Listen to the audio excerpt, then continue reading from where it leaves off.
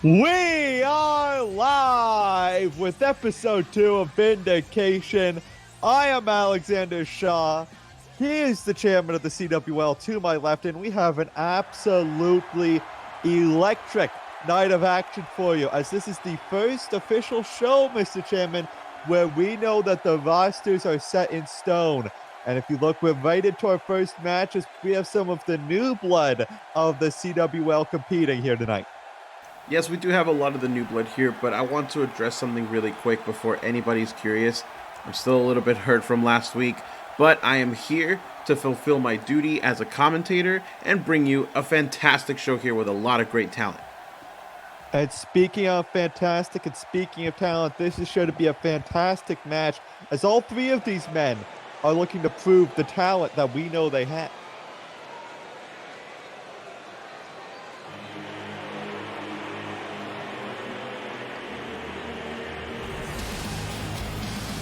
The opening match of Vindication is a triple threat match set for one fall. Introducing first, weighing 225 pounds, from London, England, your YouTube champion, Max Sherman.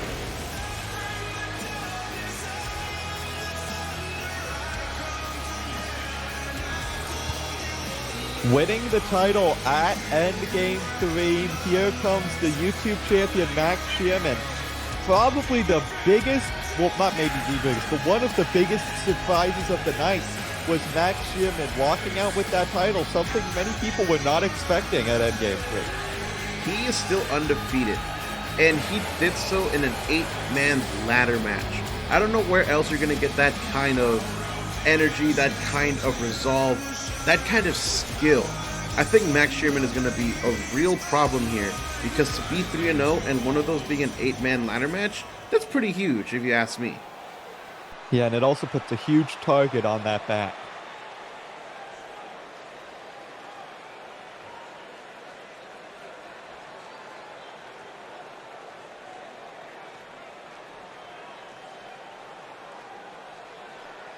And his opponents, MD.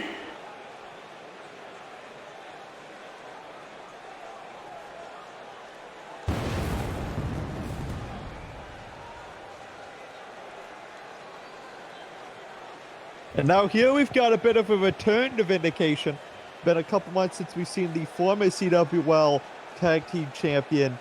And here he is now, dropping the Anarchist, sticking with the MD, making his way into the ring here. Self-proclaimed best in the fucking world.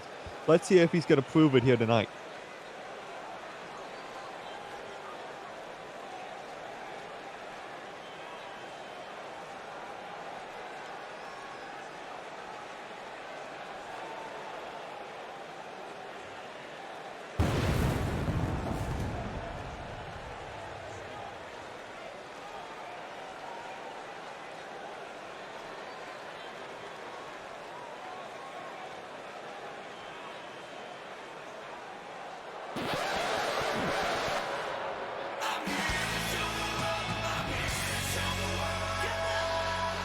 From London, England, weighing 225 pounds, Corey Quinn.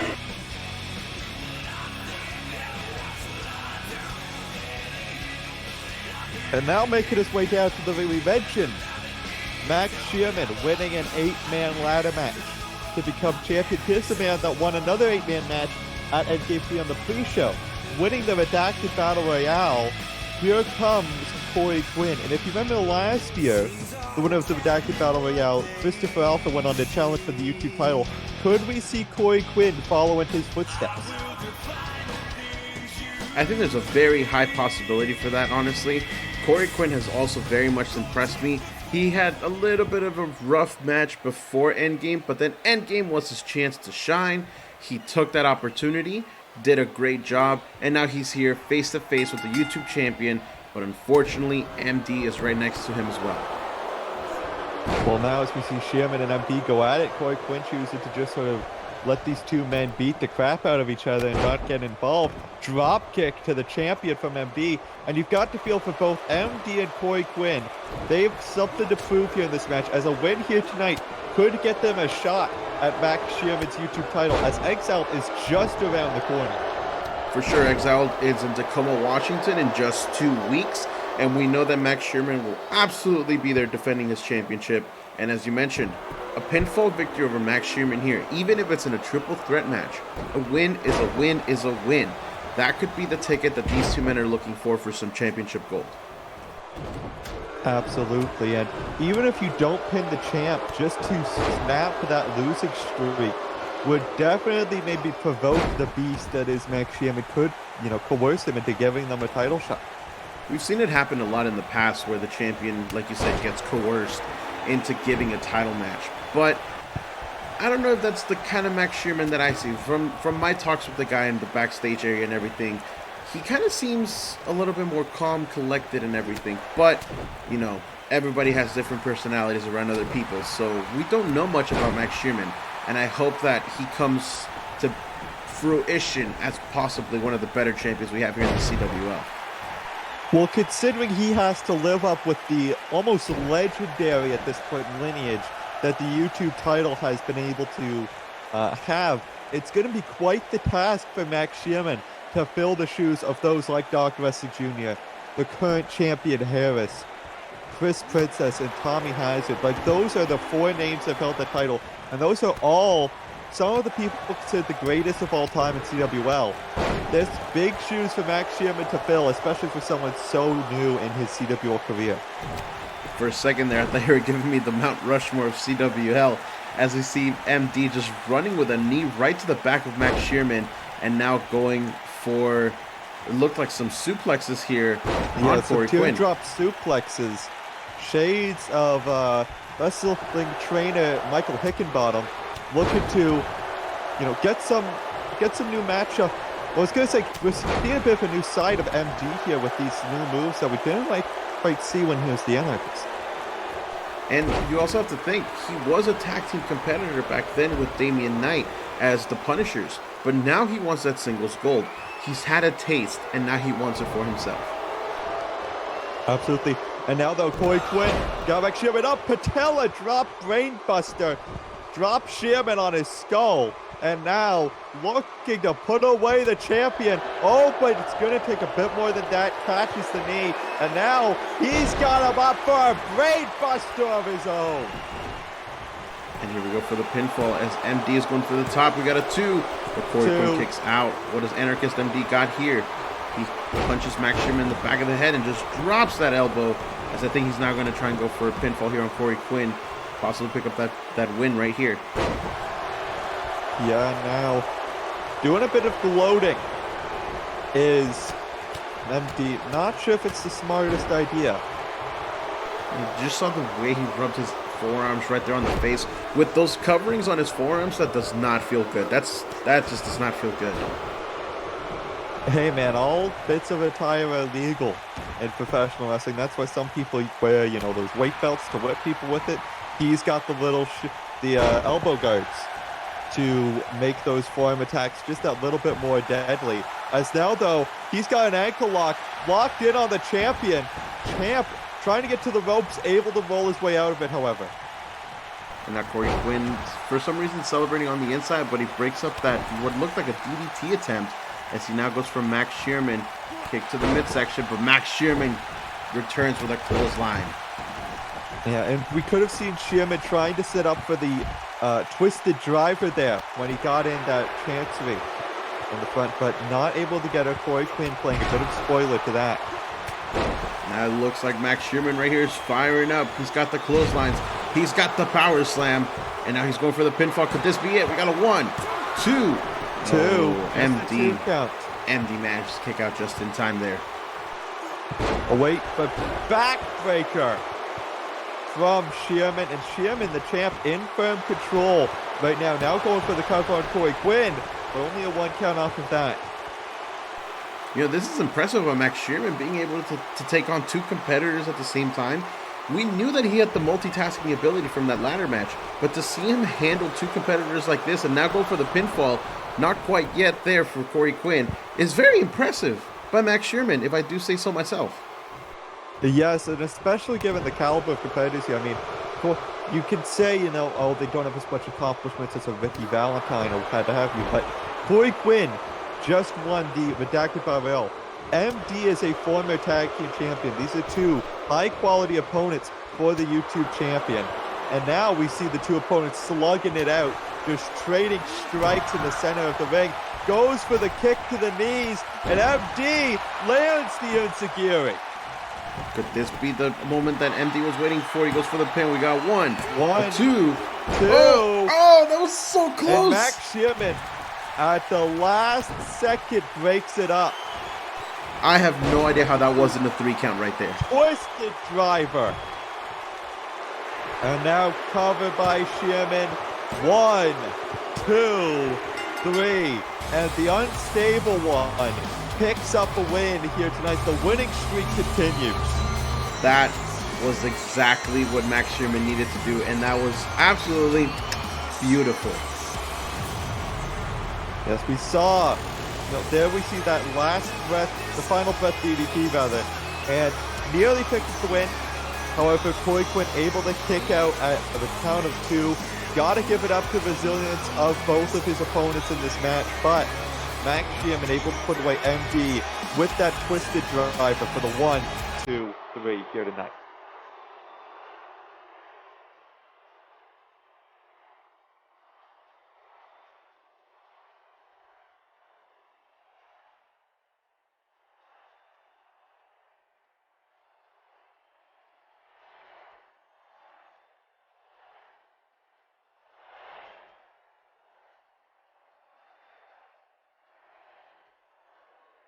The winner of the match, Max Sherman.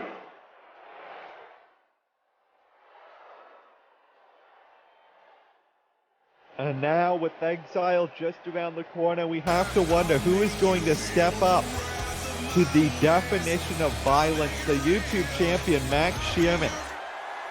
And now as we move on from that match, as we move on from the YouTube champion, we go on into the tag team champions. As the new champs, Pistolero and Zero Toa, face the team that beat them just before Endgame in Jack Steele and Isaac. Now we know Isaac was apparently supposed to be banned alongside Fabry Series Freaks, but I believe you and Jack Steele had some words backstage and were able to hash some things out. Jack Steele practically came to the office and begged me to not ban Isaac, just like I did for the rest of the Fabulous Furious Freaks for this week. He has resolve, he has a mission, and he needs Isaac's help. I did this for Jack Steele, not for the Fabulous Furious Freaks. The following tag team match is set for 1 fall. Introducing first, your tag team champions, Pistolero, and his tag team partner, Zero Toya.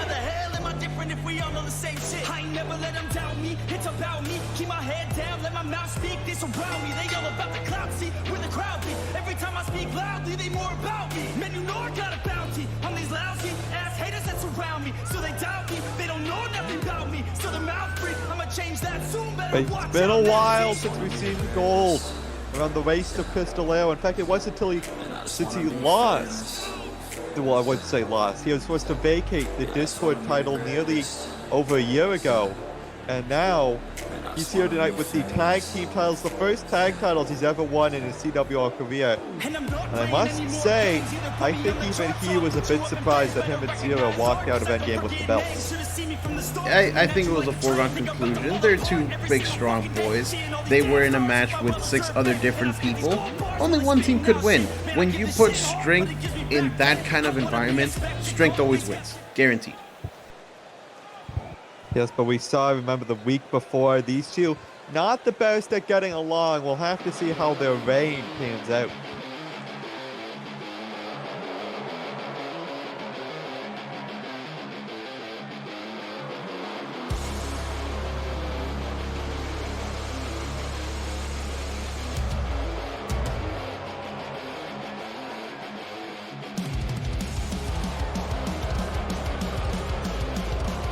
As Zyrotoa making a bit of a more interesting entrance down to the ring.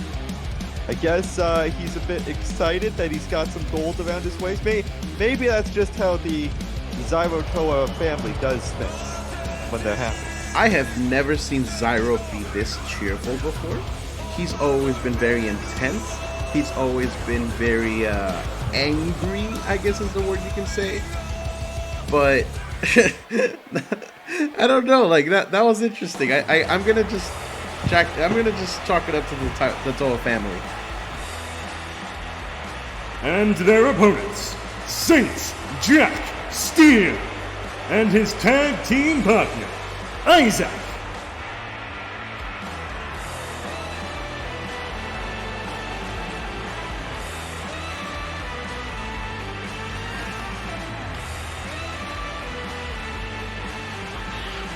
And now Jack Steele making his way down to the ring. And he has been one of the newcomers that came in just before Endgame. And let me tell you, he is someone who, he's definitely been impressive in the ring. In fact, I think he was my pick, him and Isaac were my pick to walk out of that tag title match as champions because they beat this team just a week or two before Endgame. And they showed fantastic chemistry. I think that's why maybe they're trying to pursue a possible title shot by going after the champions here tonight. Well, I don't know if you watched Nemesis last week or not, but there's a lot of teams starting to come up ready for a tag team title match. Not only do the War Boys think that they deserve a rematch for being the former champions, we've got the American Dreamboats now also making a claim for the tag team championships. We've got Jack Steele and Isaac over here on Vindication, and I've seen a lot of partnerships come up here in the final, or in the last few weeks and everything. Personally, I think Isaac and Jack Steele should absolutely be a team. You saw how well I thought that their plan really gelled together before Endgame. But Isaac has been a little difficult to talk to lately. I don't know if you've noticed. It kind of seems like he has like this war inside his head, and we can't really figure out what's going on. Yes, well, the thing is that we've seen with Jack Steele is that, you know, he's been willing to be buddy-buddy with the Fabulous Furious, but you have to feel he preferred to go his own way, and I think he wants to take Isaac with them. So you've got to wonder if Isaac, being, I guess, one of the founding fathers of the new Fabulous Furious Freaks, if that causes a bit of shift, because he knows he has done well with both Jack Steele and with the Freaks. So it's got to give a bit of pause to Isaac here. And tonight could very much be do or die for this partnership. If they can pick up a win over the current tag team champions, you've got to feel this is something that, you know, they're going to be thinking about in future. And just here we go. So the match is about to get started. I think the pressure more than anything right here is on Jack Steele and Isaac, because they're the ones that asked for this match. They already have a win. What does it say to you when you ask for a match after you already won the first one and then you end up losing? It definitely shows you have to perform. I mean, you don't want to be that person, like you said, that asks for a match that you've already won before and lost. But right now, Jack Steele showing some strength here against Pistolero, and I've got to say, you know, unless some big team building has happened between Zero and Pistolero since Endgame, I've got to give the advantage to Steele and Isaac. You know, they may not have won the titles at Endgame, but they have shown to be a great tag team together. Oh, as here we see Jack Steele going to the corner, doing some lucha, as we know Kyle Steven loves his lucha back in Mexico for Super Pro. Absolutely, and Jack Steele, we don't know too much about his specific style of wrestling, but right now he appears to be a very dangerous triple threat of sorts, where he's strong, he's quick, and he's good on the mat. And right now, I think, even whether it be the tag division or the singles division, I'm going to make a bold prediction early on in the season. We will see gold around the waist of Jack Steele by the time we get to Endgame. I think that's a very valid claim for sure.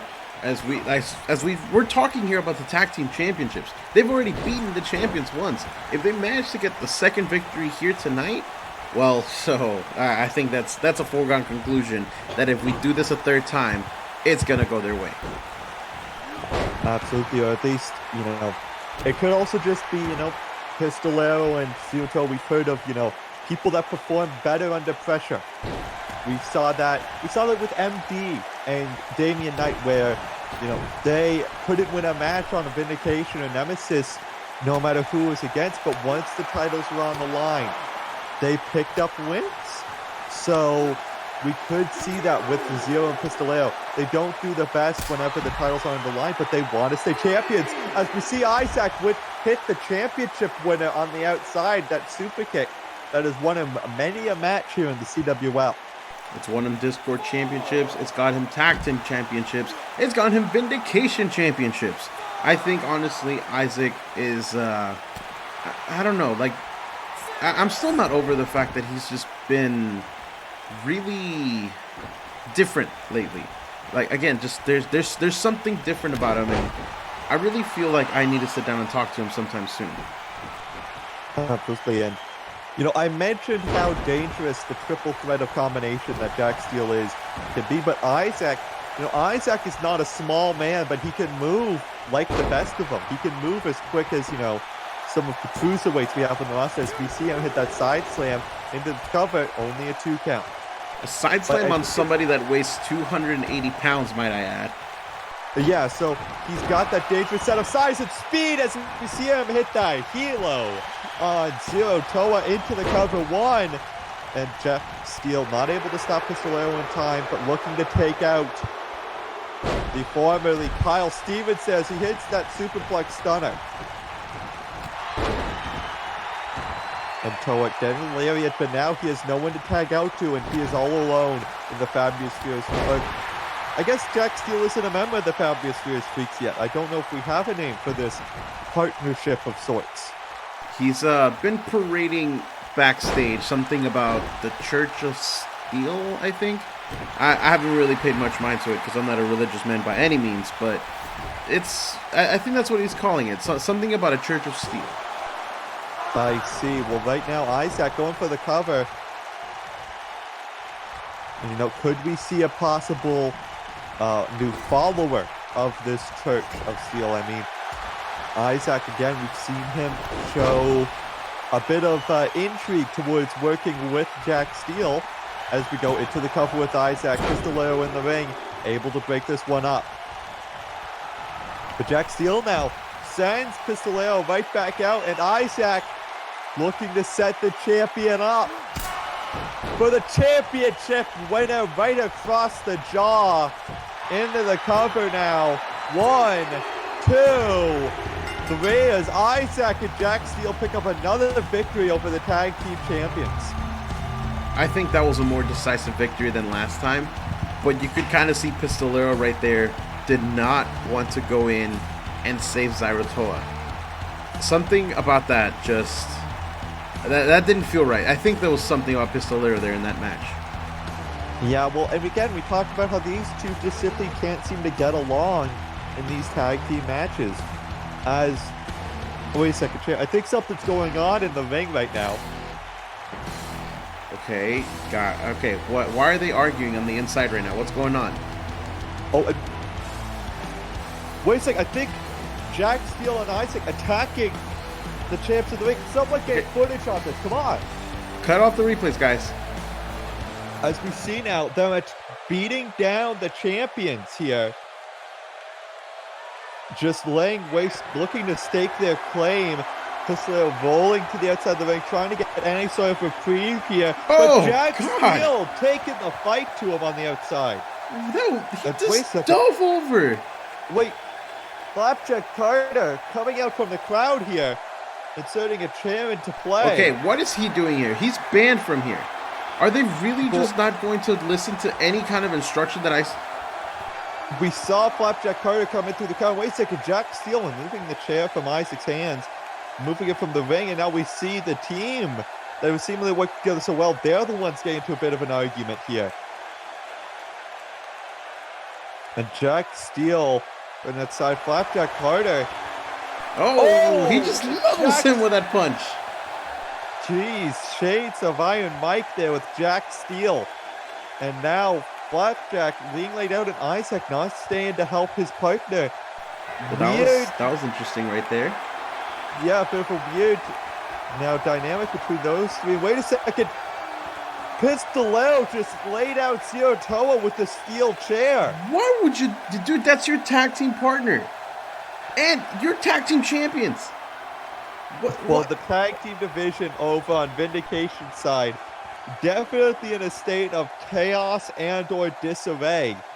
But speaking of chaos, it was a chaotic end to the opening match of Vindication last because Zistro Horror made his presence known, attacking Colin Piper, injuring the leg of 1/3 of the Misfits, and one has to wonder, you know, with the last man standing match that those two will be having at Exiled, Colin will be said not to be 100% in his knee going into that show. You've got to feel Zistro Horror. That definitely went to plan, and you've got to feel he's feeling pretty good going into Exile.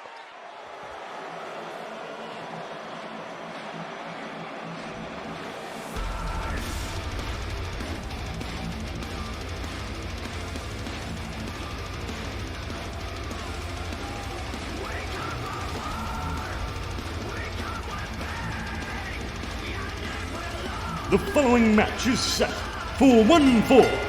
Introducing first, weighing 200 pounds, from Moscow, Russia, Zistro Horror.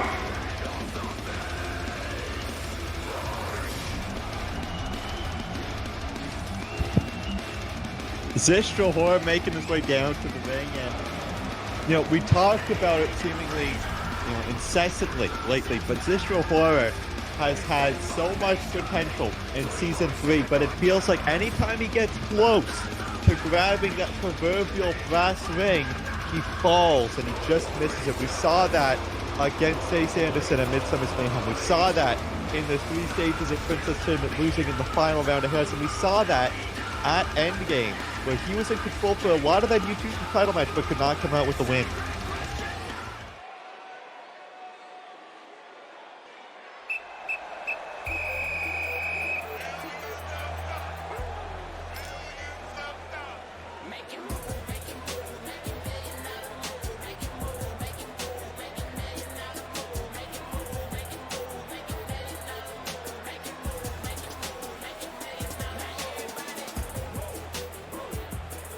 And his opponents, Garnet Court.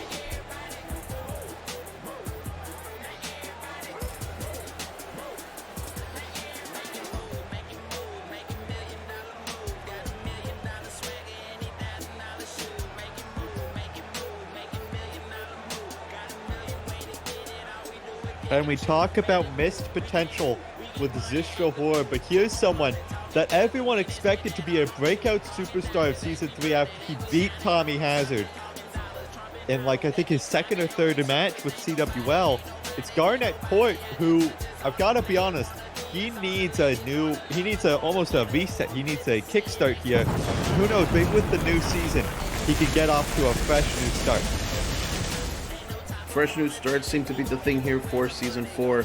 And quite frankly, I think Garnet Court could be one of the ones that really surprises us because, as you mentioned, the victory over Tommy Hazard was a thing that nobody expected. And yet, Garnet kind of failed to capitalize on it, which is quite a shame, honestly. A win over Tommy Hazard's no joke. It's no joke, but at this point, I mean, do we have to just chalk it up to it being a fluke? Or we obviously knew that Tommy Hazard was not healthy, at least not 100% at the time. It could be chalked up to that, as Garnet Court just simply has not been able to prove that he's that same wrestler that beat the former ace of CWL. It could definitely be that, as we see here, Zistra Horror.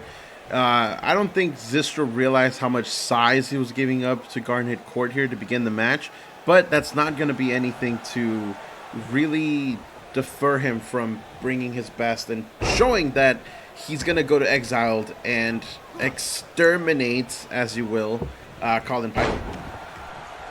Yes, the Zistra Horror, I mean, you know, definitely making enemies out of a lot of the Misfits, as we know he certainly wants to get back to the title pictures. Harris was the one that beat him to get into the world title match at Endgame. We know he's got that beef with Colin Piper that will be concluding possibly at Exiled. And now Michael Young's still on the shelf. We don't know where Michael Young is. Yeah, actually, you're right. I haven't heard from Michael Young since Endgame. Did he stay in Brazil? We know he had to be rushed to a medical facility in Brazil after his match. He lost a lot of blood, and he has since taken time off. He is on the shelf, so to speak. But, you know, one has to wonder when we'll be seeing, you know, one third of the Misfits back in the ring. And here we now see Zistro in control of Garnet Court here. You know, we can keep talking about the Misfits for sure. They are very much involved in this with Zistro Horror, but Zistro here is honestly showing me a lot that I hadn't seen before. You can see the new drive in his eyes. You can see the new intensity. He's looking to basically make a statement here, as I'm assuming he sees Colin Piper in Garnet Court.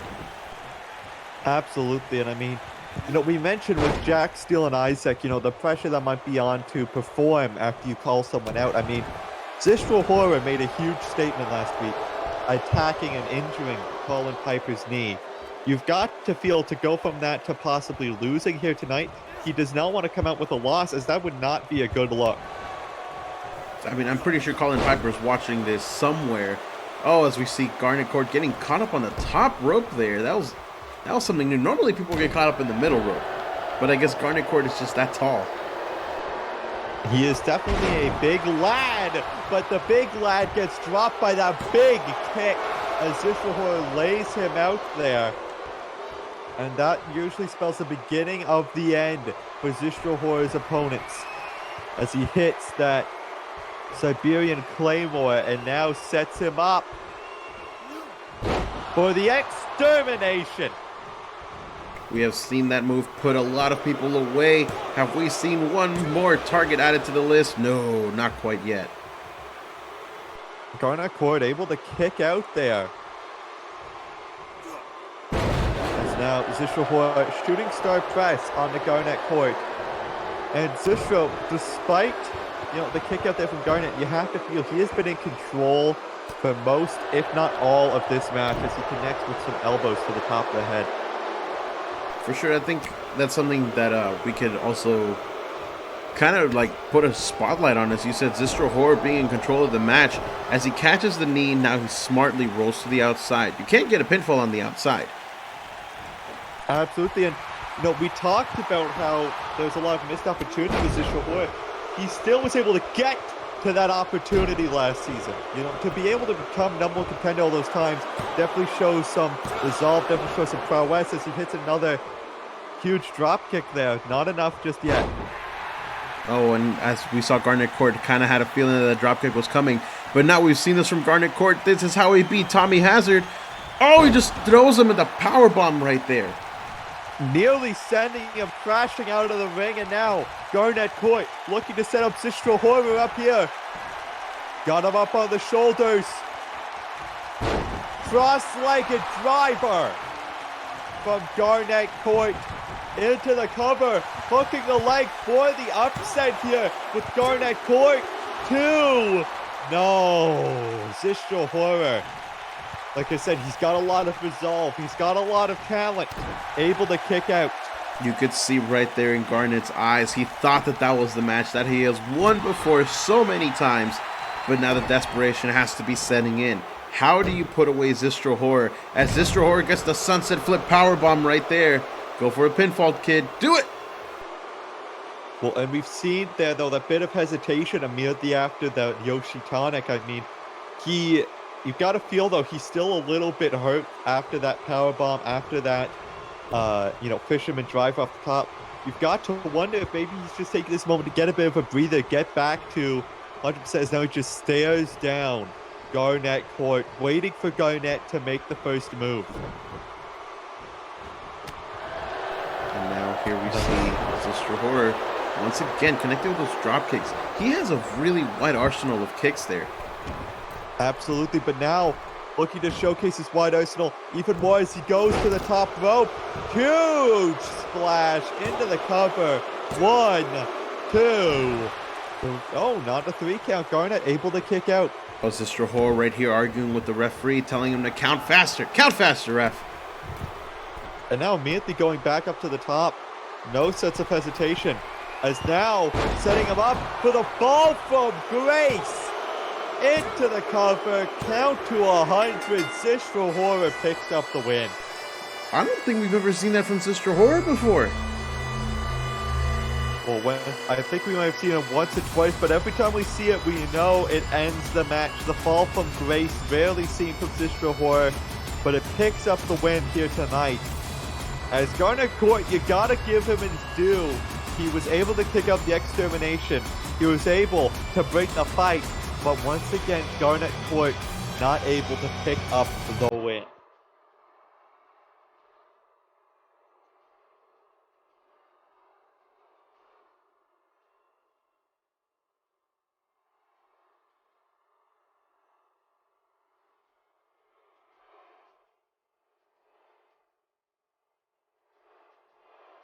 The winner of the match, Sister Horror.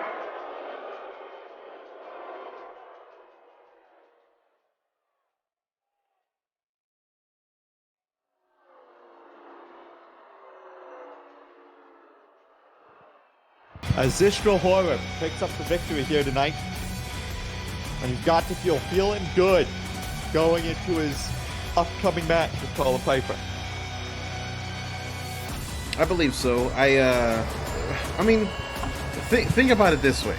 You're going into a last man standing match against somebody who you just brutalized their leg. I don't know. How can you not be feeling good after that?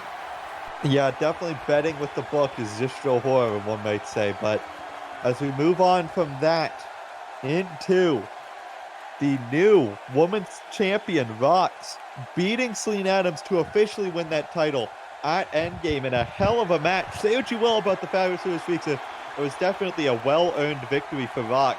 But now, since you can't suspend champions, she's facing a punishment in Taylor Jones, one of the best superstars we have in all of the CWL.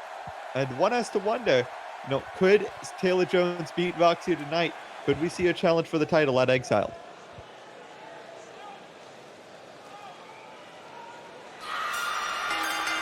The following match is set for 1 fall.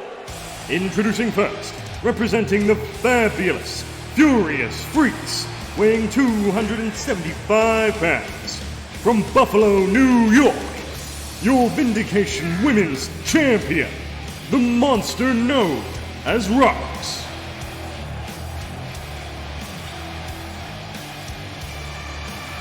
Well, as Thraxx makes her way into the ring, obviously can't ban champions, but you can give them matches. And I've got to say, Thraxx definitely looking to prove that the wins over Celine Adams at Endgame wasn't a fluke. She can beat the best of the best here.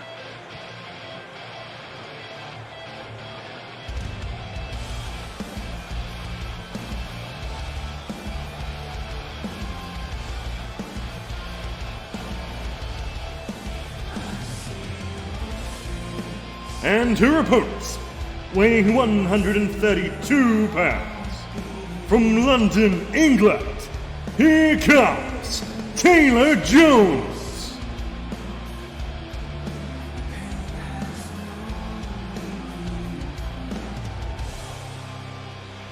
As Taylor Jones makes her way down to the ring, making her return at the Battle for Supremacy last season. And now has yet to get a shot at any titles here in the CWL, but you got to feel tonight she is 1 win away from a shot at the Vindication Women's title if she can beat the champ. Now, there's one reason that I picked Taylor Jones, and I know it's because that she is ferocious. She is tenacious. Even though the size disadvantage is there, Taylor Jones is always the person that brings more fight to people that I've seen before. After what the Fabulous Furious Freaks did to me last week, Thraxx is going to pay, and I know Taylor Jones is going to get the job done here tonight. Yes, and I understand that let's try and be a bit impartial here with Thraxx and Taylor Jones. I mean, Thraxx, you mentioned how Taylor Jones is a smaller competitor. That's not by any, that's not by a couple-inch margin. Thraxx stands a solid head over Taylor Jones, and we saw that earlier on. The absolute strength and power on display from Thraxx, but Jones been able to keep the big woman off her feet, but not for very long. Come on, Taylor Jones, you can do this. Go, go, go! Oh, bionic elbow right to the forehead, and Jones sends it to the outside. And so far, Jones' strategy has just been not letting Thraxx stay on her feet for too long, which is what we saw at Endgame. Selena Adams not able to keep Thraxx down to lock in that Selena Sunset, wasn't able to walk out with the title. Now Taylor Jones needs to keep Thraxx down to be able to hit that 450 or to hit the Sticks and Jones. And if she can't keep her off the feet for too long, Thraxx is going to be able to manhandle her as she is right now with that powerbomb. Yeah, it's like, here goes for the pin. All right, good job, Taylor. Thank you. Thank you for doing that. But here's the thing. Taylor Jones is a lot, in my opinion, like a legend in Rey Mysterio. The size doesn't matter. It's about the fight in the person. And Taylor Jones has shown us time and time again that no matter how hard it gets, she will always rise up to the occasion and do what's right and do what she needs to do to get that victory. And I'm not denying the heart or the tenacity of Taylor Jones, but I'm also saying at some point, Goliath will beat David at some time. And Taylor Jones now getting up to her feet and now gets her down into a snapmare. Drop kick to the side of the head of Thraxx. And Taylor Jones, so like I said, been doing a great job of keeping the big woman off of her feet. And that's exactly what she needs to do right here. Whenever you cut down Thraxx to size, you can start doing a lot more. As you can see, she got that kick to the head. She got that small Hurricane Rana right to the mat. That's exactly what Taylor needs to do. Cut the legs out from underneath Thraxx. Oh, but Thraxx caught her there going for that Nightmare Driver and catches her on the top rope, nearly decapitating the former women's champion of Taylor Jones, and now looking to put her away once and for all. And Thraxx now just tossing her there into the cover. 2. Hard rocks not enough to pin Taylor Jones.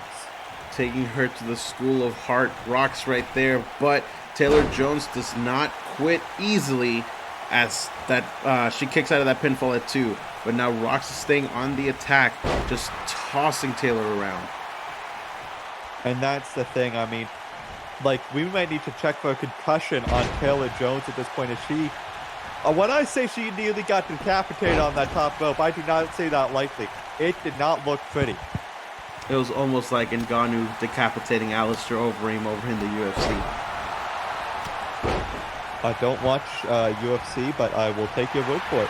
As now Taylor Jones trying to use her quickness to escape the monster among women. Kick to the head. And now Jones, what you got in mind for here? Oh, I don't think it matters. Gets caught into the DDT planted. And DDT ever the turning point in matches here in professional wrestling. Oh, now see Taylor Jones right here getting that reverse DDT herself, reversing that momentum. Could this be the opening that Taylor Jones was looking for? And she now plants Rocks right there with that impaler. And now she goes for the pinfall. This could be it. Come on, ref, count. 2. No, Taylor Jones, though, able to lift the big leg of Rocks to hook it, but not enough to get the 3 count. Going to the top rope, looking for the 450, but Rocks damn near halfway across the ring. Jones gets for the Hurricane Rana, gets dropped with the power bomb, but goes right back up into the Hurricane Rana. These ladies are just going back and forth, And now Rock's taking a little bit of a breather because I think she finally got the upper hand on Intelligence right there. And she, just kicks her right in the gut. And now it's Thraxx going to the top rope. Barely do we see this from the women's champion. Okay. Calling Taylor Jones to her feet. What? Huge tomahawk chop to Taylor Jones into the cover. Looking for the victory. 1, 2. No, just a 2 count. Have you ever had anybody of that size come down at you with that kind of strength? Can't say I have. That has to be one of the scariest sights ever for any competitor. I can't say I have, as unlike other commentators, I don't think I've ever been beaten up in. Sorry, but anyway, back to the match. Taylor Jones taking the fight to Thraxx here, and Thraxx getting back to her feet, lifts her up, move to one of the title here, drops her with the rock slide. Into the cover. 1, 2, 3. No! Taylor Jones able to kick out. That was definitely like 2.9. That's my guess. That was a 2.9. There's a 2 9/10 off that pinfall. Thraxx looking to put her away. Once and for all. Hard Thraxx connects to Taylor Jones into the cover. 1, 2, 3, and the champion picks up a victory here tonight over a very game Taylor Jones.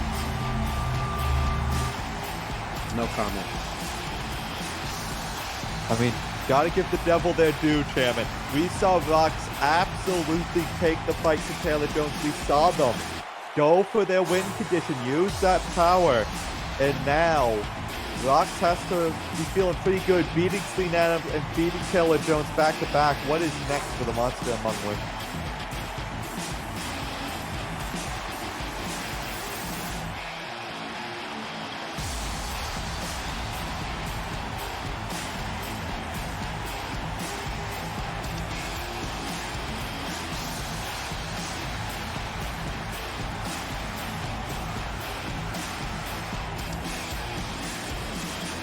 The winner of the match, the monster known as Thraxx.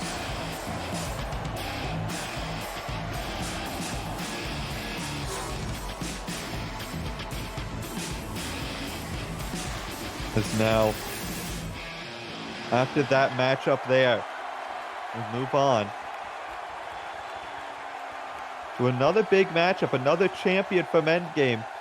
With their first time being seen with the title, Harris going up against Roger Finesse. As we move on from, a champ many people weren't happy to see to a champ that I think everyone was happy to see walk out of Endgame with the title.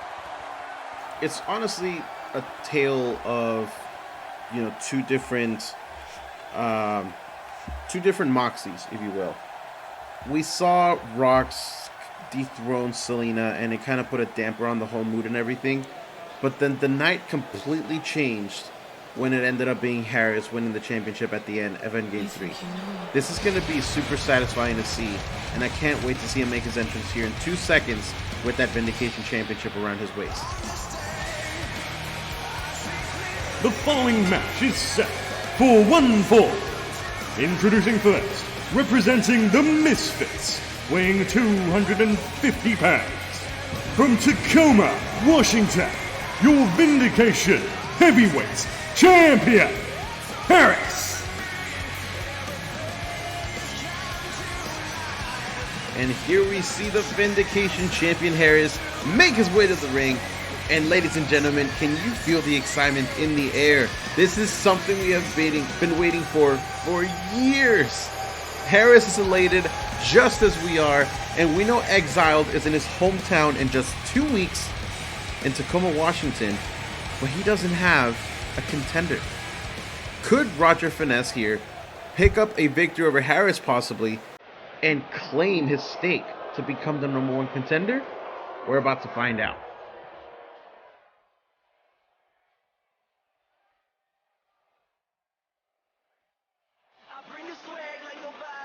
And his opponent, weighing 196 pounds, from Boston, Massachusetts, Roger Finesse.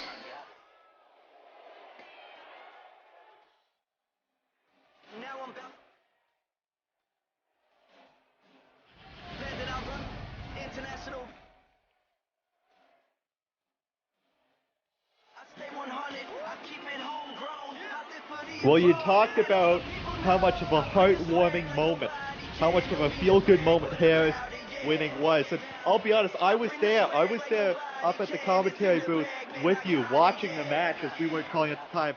I got teared up when he won the title. But here's someone that doesn't care about how heartwarming of a victory it was. Here's someone that doesn't care about how much of a moment it was.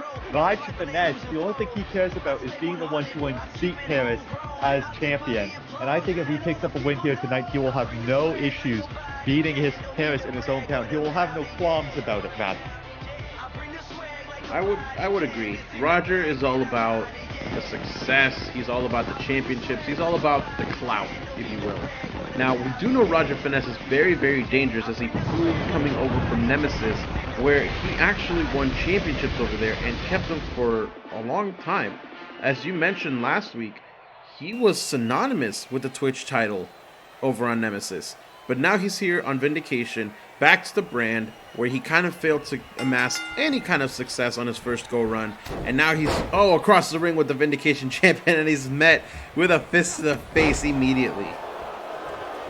Yeah, it says, this is very much so a clash of styles. We're going to see Roger Finesse start tying up Harris and Nazi as he locks in the Fujiwara. And, he's very much so going to go for the submissions. Harris, on the other hand, a brawler. He is not a wrestler's wrestler. Harris will throw his body at you if it will cause any pain. He doesn't care. And for better or for worse, that often causes pain to himself. As Harris, though, cravat suplex to Roger Finesse. And like I said, we're going to see a lot of tosses, a lot of strikes from Harris, whereas we might see a bit more of a submission game from Roger Finesse. Now got him off with the shoulders, maybe looking for an early GTS. No, turns him around into a backpack stunner from the champion. Could you imagine if that actually had gone through to GTS and Harris picks up the victory in just 90 seconds here?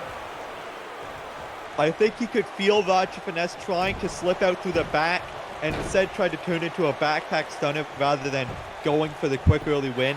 As right now goes for the buckle bomb into the cover, only a 1 count in the early goings. Both of these men are going, they went 0 to 100. As soon as that bell rung, just whoosh, completely in. Both of them. Yes, and now Harris. Oh, wait, Roger Finesse getting back into it here. And now, Harris, also one thing we've got to remember, he currently stands alone as the only member of the Misfits. I mean, we know that Colin Piper recently taken out by Zistra Horror. Mikey Young, not been seen since Endgame. Harris stands alone at the top of the mountain. He does not have his Misfits brethren currently by his side. I'm fully convinced that Michael Young is just taking a vacation in Brazil. Did you see the beaches there? Why would you want to come back?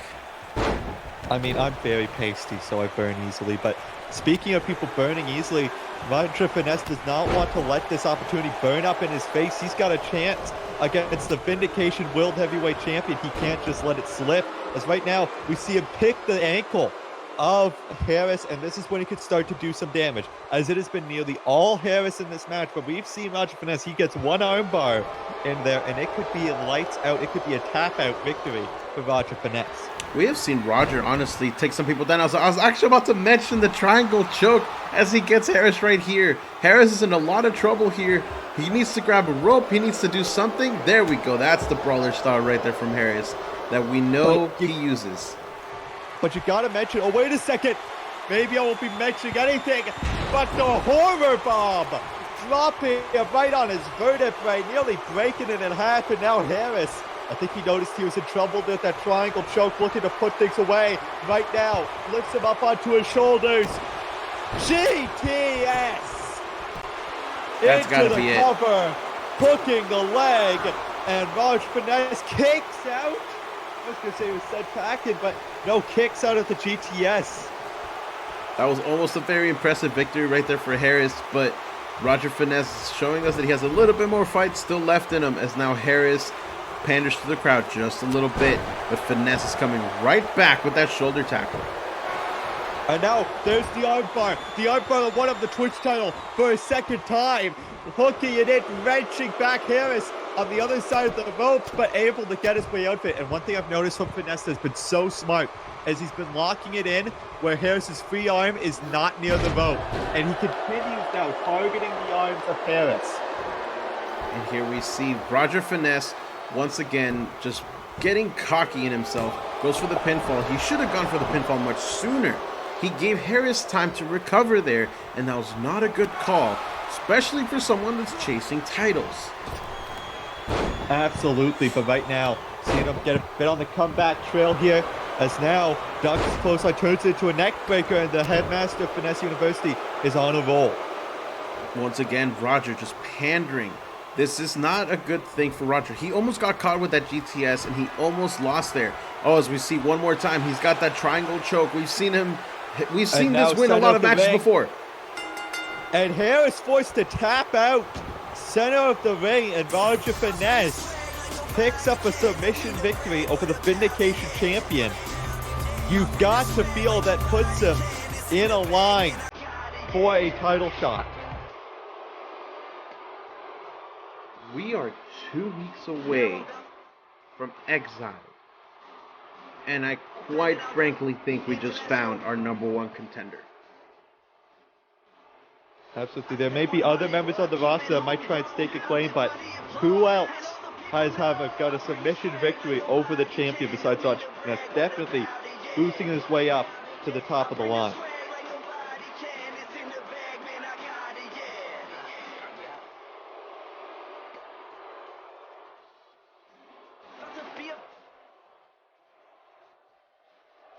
The winner of the match, Roger Finesse.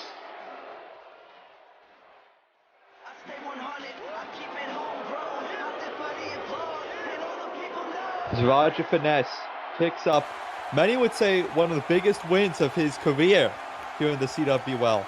We now move on to our main event of the evening. We talk about biggest matches of careers. This is easily the biggest match in Blxck's young career, going up against Ricky Valentine. Valentine picking up a win in a fatal four-way last week. Now going up against someone who I think a lot of people see a lot of Ricky Valentine in with Blxck, as this one is sure to be quite the interesting contest, champ. I'm very excited for this one. It's no secret that I am a huge fan of Blxck because of the energy that he brings to the table. Can he get a victory here over Ricky Valentine? Let's find out. The main event of Vindication is set for 1 fall. Introducing first, representing the Order, weighing 240 pounds, from Kill Devil Hills, North Carolina, the gorgeous Ricky Valentine.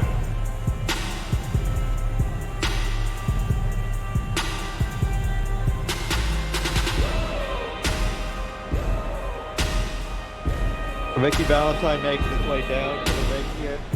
And you know, I mentioned last week that some other people might have a claim to stake to that title. Sorry, his last match with Roger Finesse. Yes, Finesse beat the champion, but Ricky Valentine just beat 4 men in the same match, or 3 men, sorry. Those men being Roger Finesse, the Tornado, and Jack Thunderheart. So Ricky Valentine, if he wins tonight, he would also have a bit of a claim to Harris's title. There's a lot of cases to be thrown around. There's William Black, who just made the move from Nemesis. We know his history. There's, again, Ricky Valentine. There's Roger Finesse. There's a lot of names on that list. And quite frankly, if Ricky Valentine wins here, we may see a #1 contender match next week. I got a little bit in the moment saying that maybe we see our #1 contender in front of us, but that's because when you beat a champion, that's very momentous. That's very huge for your career. So, yes, I may have spoken a little bit early, but we're going to have to see what Ricky Valentine does here to see if he can kind of leapfrog over Roger Finesse.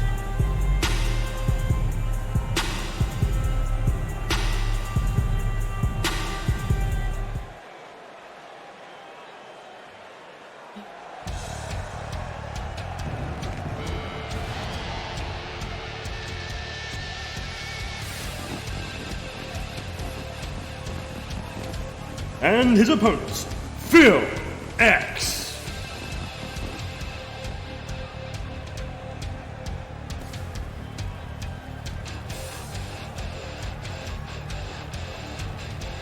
And now here is someone who definitely made a splash when he debuted. And I've got to be honest, joining Jack Thunderheart is one of the new fan favorites of the CWL and Blxck. There is a lot to say about Blxck, but honestly, let me break it down for you. There's a reason that this match is the main event here, and that is because Year 4 is the year of opportunity for a lot of the newer stars. Whenever we put people in the main event for the first time, they do one of two things. They rise to the occasion, or they crumble under the pressure. Perhaps this is a test for Blxck, especially with an opponent like Ricky Valentine. I think this is going to show us exactly what kind of superstar Blxck will be here in the CWL. Absolutely, and like when you say they rise to the occasion, like that doesn't even mean that they win. It just means they've shown that they can hang with the top roster. I mean, if we're calling a spade here, Ricky Valentine is the odds-on favorite to win this match, but Blxck can definitely prove here tonight that he deserves to be up at the top. As the guy that writes our match cards over on our website whenever we put them out, we mentioned that Ricky Valentine is literally a shoo-in for the first entrance into a future CWL Hall of Fame. That is how good his career has been here in the CWL. A victory here for Blxck could be gigantic, honestly.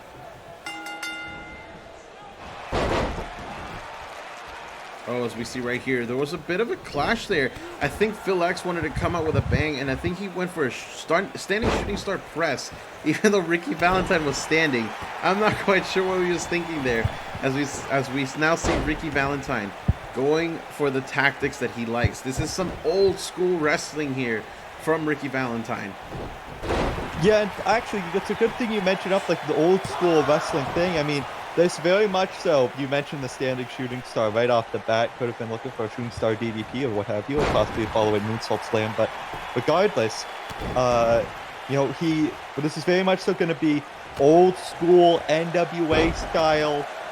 There we see the moonsault slam, NWA style Ricky Valentine, and then we're going to see some of the new generation high-flying stuff as Blxck tells Ricky Valentine to bring it, and Valentine answers.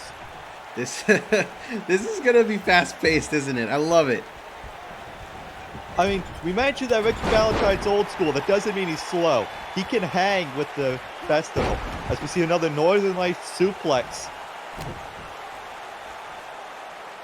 Valentine here lines up the shot, knee to the head of Blxck.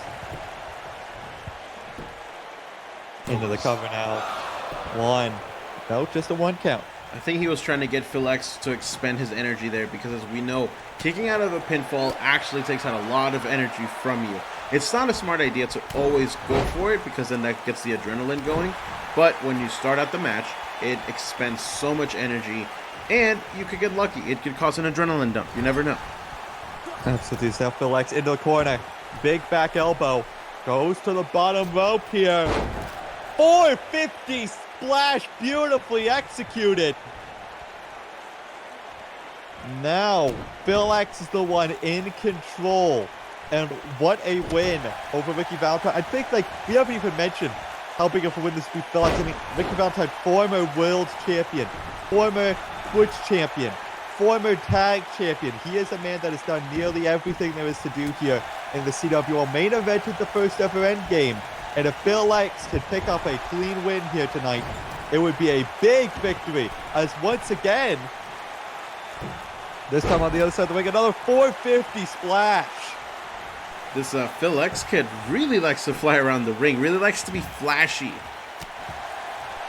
Yes, but the difficulty is that if you get caught, you're gonna get hurt. As we see that shoulder breaker. We've seen many people be put away. 1, 2, no, just a 2 count.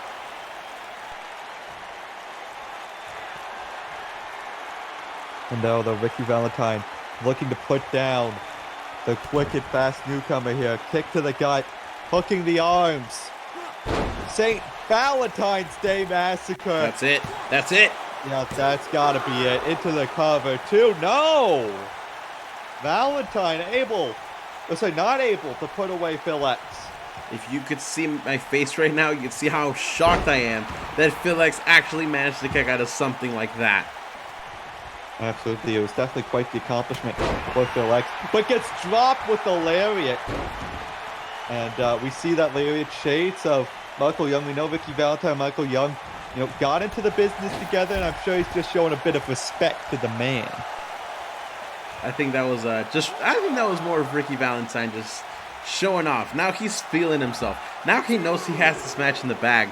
He is getting to the point where now he's just playing with Blxck. Blxck has no chance. Well, and here's the thing. You mentioned it's sink or swim. This is where Blxck needs to sink or he needs to swim. He is on the back foot. This is his opportunity here. Wait, catches Ricky Valentine. And now, side Russian leg sweep. Blxck trying to get it back into this one. And Blxck now picking Ricky Valentine back up as we see that kick to the gut follows up with a Canadian backbreaker. Absolutely, and now calling it to his feet. Blxck looking to pull off the upset here. No! Gets dropped with the lariat. And now sends Blxck into the corner. Does Valentine, maybe looking to set him up. He's going to say for the Fisherman's Neckbreaker. But no, looking to show him what company he is in. Got him set up for the CWL special to the outside. And now that causes so much damage to both competitors. But we have seen Ricky Valentine. This is not his first rodeo for the CWL special, as he's able to get right back up. And now he's going to go for Blxck. Possibly throw him in the ring and go for that pinfall. Absolutely, and now going up to the top rope is Ricky Valentine. Rarely do we see the gorgeous one fly. Goes for the elbow drop, and that's partially why, as now Blxck needs to get back into this one here, but Ricky Valentine doing a great job of keeping the high flyer grounded. Elbow shot to the head of Ricky Valentine, and now Blxck fall away moonsault slam, and this could be his opportunity. Leg drop, and now this could be Blxck's chance, getting a moment to catch his breath here.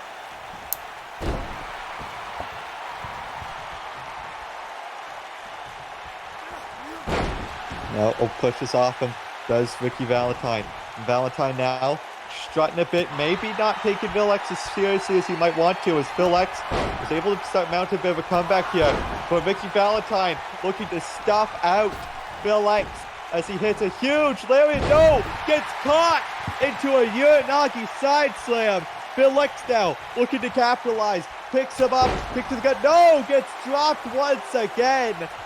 And now Valentine looking to put him down for good. Gets caught with a kick to the gut of his own. Catches him there almost with a shooting star kick to the forehead.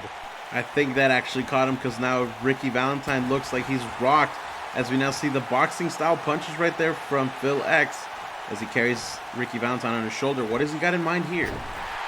Snake eyes him up on the top, and now talking a bit of trash out to Ricky Valentine, telling him that it was a mistake to underestimate him, as now targeting the leg of Ricky. And now what's got line kick to the gut. Valentine keeps catching these kicks, however. Blxck either needs to start changing up the kicks or changing up the moveset, because Valentine keeps catching them. And now, wait a second, Anaconda Vice, that's a bit of a change up here. Center of the ring, Valentine nowhere to go. Blxck wrenching back, and Valentine desperately kneeing his way out of it. That was definitely something that Blxck needed right there, as we see him in full control, honestly completely changing the complexion of this match. Wait a second, Ricky Valentine, final order. And that has got to be it. No one has ever kicked out of the final order from Ricky Valentine. What the hell? You can see the frustration right there in Ricky Valentine's eyes. He told the ref that was a 3. That was a 3. But we can replay the footage all you want, Ricky. I'm pretty sure it's like 2.9, as now Blxck is taking control back of this match. This could be the opening Blxck wanted, as we now see go for the suplex and completely just lands Ricky Valentine in the middle of the ring. Could this be the pinfall? 2, and Blxck with a major upset victory over Ricky Valentine. I think when we go back and watch this match, Ricky Valentine is going to start beating himself up because after that final order, he should have stayed on the attack rather than argue with the ref. That was a huge mistake by Ricky. You know, we saw earlier in the match, Blxck, you know, you mentioned that you thought Blxck was done. He was out of it. And I think Ricky Valentine thought that too. And I think he began to underestimate Blxck. And we saw Blxck, he kicked out of the shoulder breaker. He kicked out of St. Valentine's Day night. He kicked out of the final order. For Christ's sake. And now Blxck walks out with the biggest victory of his young career here tonight. What a match and what a win.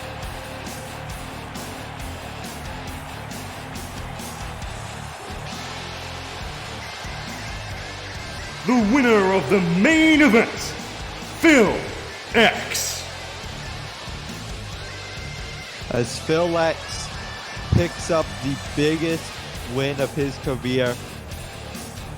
That is going to be pretty much it, I believe, for us here tonight at Vindication. How good does it feel to have a victory over Ricky Valentine as his second victory in CWL? This kid must be on cloud 9 right now. Especially in the main event, but like I said, that's going to be all for this week. As the agony of defeat, Ricky Valentine forced to be laid out, but it's all from all of us here at CWL. Wait a second. Is someone in the ring with Ricky Valentine? Who is that? I can't get a good look. We can't quite see his face. Wait a second! What the hell? Haymaker! Wait, is that Michael Young? I'm in a state of shock here. Michael Young. What the hell is going on? Brain Buster! We mentioned the match. These two got into the business together. They're as close as most friends, maybe some brothers, and now dropping it with another Brain Buster. This is Michael Young, right?